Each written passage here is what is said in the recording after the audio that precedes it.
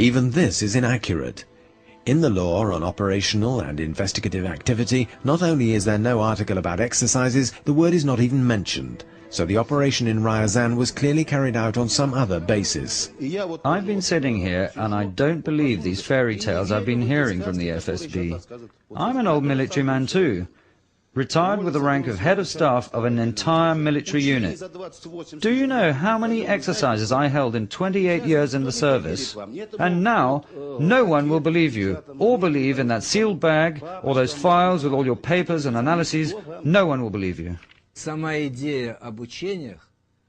idea of the exercises appeared after the public discovered that something was going on.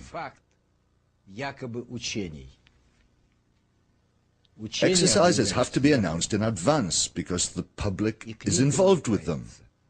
Because this is a civil defense exercise.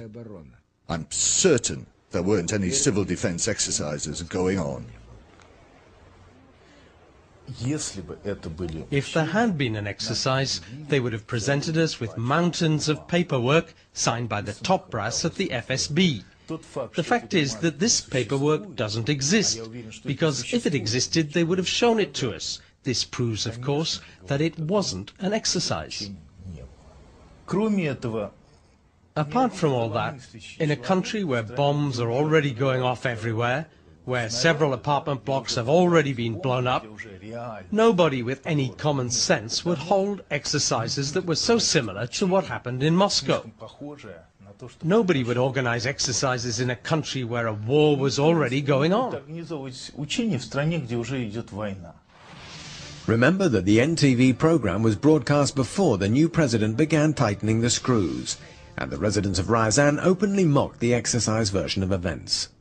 Zdanovich, Sergeyev and the other gentlemen of the FSB are trying to convince us that it was an exercise, but we don't believe them. Is it because the citizens of Ryazan are too stupid, or is it because your lies are unconvincing? Alexander Badanov, who offered to help our film crew, had a bag of heroin planted in his pocket by FSB operatives. Then they threatened to take action against him if he met up with us. And the reception we were given in Ryazan in November 2001, 2 years after the memorable events there, was not very hospitable. We tried to interview one of the central characters, General Sergeyev. He refused, which is understandable. We hadn't arranged in advance to meet him. But that wasn't why our group had to leave Ryazan. As we left his office building, some men in civilian clothes took us to one side.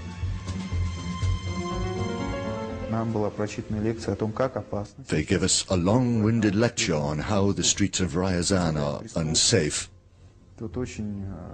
on the rampant criminality in the town, and on the dangerous driving habits of certain local hoodlums. They asked us, if anything happened to you, which it probably will, whose fault would it be? Later on, 3 months after this trip, Pavel Voloshin was interrogated by the police in Moscow.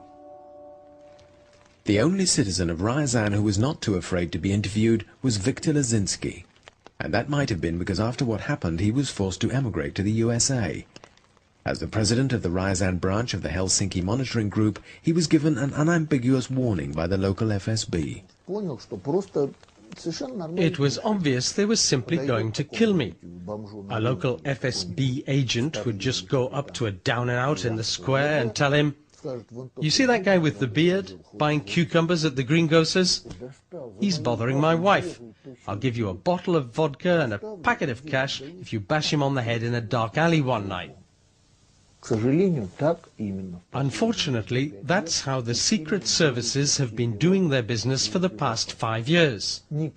There are no written orders, no paperwork, nothing to be stored in the archives. Just a corpse some wino finished off with an ice pick. So were all these threats and persecutions triggered by a simple civil defense exercise in Ryazan? Or are the exercises continuing, but now all over the country? NTV's talk show was shot in an age that is now past, an age when people were not afraid to speak out. It's the same old story. They're trying to make us look like fools. The FSB themselves are investigating an FSB exercise. it'll be an open and shut case. It's a terrible thing to say, but I think it was all true and it wasn't an exercise.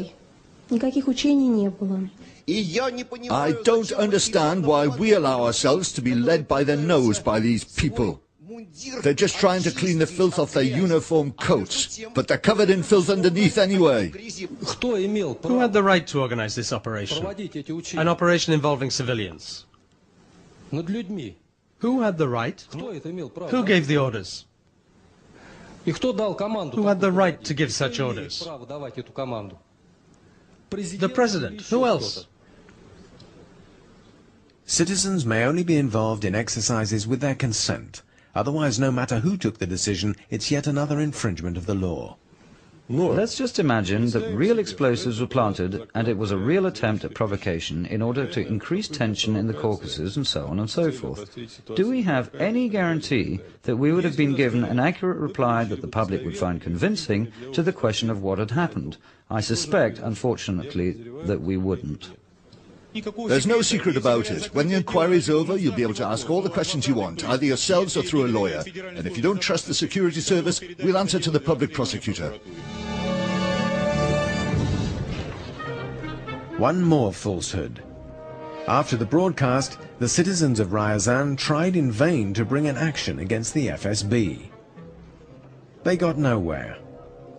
Even though the criminal case was closed, it was classified as top secret, in direct contravention of Article 7 of the Law on State Secrecy.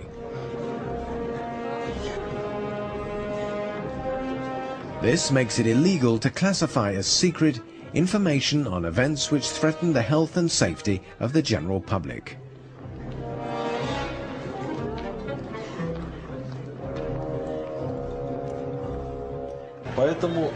Of course, these classifications remain in force for 75 years.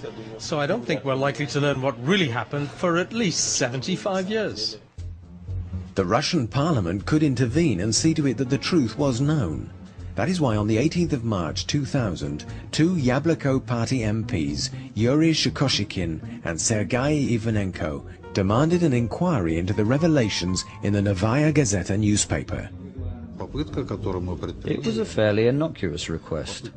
Look into a newspaper story and get answers to some questions about what happened and what didn't.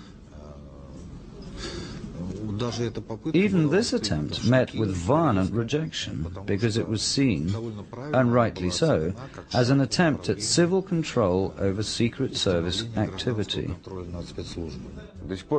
We haven't had an answer yet about whether it really was a terrorist attack that was thwarted or whether it was passed off as some sort of Secret Service operation, an exercise or whatever. It's a secret shrouded in darkness. We still don't have any reliable information on the matter. If the truth about the incident in Ryazan came out, the government would be forced to answer questions about who was behind the explosions in Bunaksk, Moscow and Volgodonsk. And that's something both former and present members of the Russian Special Services are agreed upon. The entire history of the KGB is just full of this kind of activity. And in this context, I believe the incidents in Moscow and Volgodonsk, and then later in Ryazan, that failed explosion, I believe they're all links in the same chain. The style used here is absolutely clear. The group looked around for the premises, preferably in the basement or a ground floor. They rented them under the guise of storage space for some kind of goods, and the explosive was shipped in. In a day, you could quite easily bring it in and set up the explosion. It was delivered disguised as bags of sugar. But if we assume that all the explosions in houses in 1999 were the work of the Special Services, clearly it must have taken several months to plan and prepare for them. And right up to August 1999, the FSB was headed by Vladimir Putin. Yes, of course, it's possible that the president and the top brass had nothing to do with it. And there could have been a group of patriotically inclined officers who planted bombs and blew up not just one house, but 10 or 15, taking the risk for the salvation of the state they love. One more question. The explosions have taken place, the so-called Ryazan exercises have been held, so now, why doesn't Putin, as president of the country, hold an investigation into what happened? I think the answer is obvious. Either he knows perfectly well what actually happened, or there is, in the final analysis, another global explanation, that Putin doesn't really control anything that happens in the country. Whether a special service plan to mobilize public opinion against Chechnya or a genuine anti-terrorist exercise, a genuine investigation of the 1999 bombings is too risky. If the inquiry were to establish that responsibility rests with the Secret Service, then the legitimacy of all those presently in power in Russia could be called into question.